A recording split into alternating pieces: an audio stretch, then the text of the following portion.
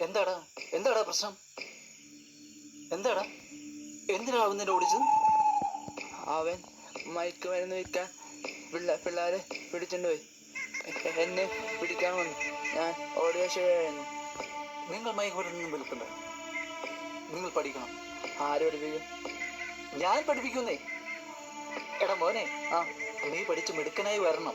എന്താ നിന്റെ പേര്? എൻ്റെ ഒരു പൊങ്കൻ. പൊങ്കൻ അല്ലേ? ഈ കാട്ടിലെ എല്ലാ പിള്ളേരെയും പിടിച്ചോണ്ട് പോവല്ലേ? എല്ലാ പിള്ളേരും പിടിച്ചിട്ട് പോവാ. അത് അവസാനിപ്പിക്കണം.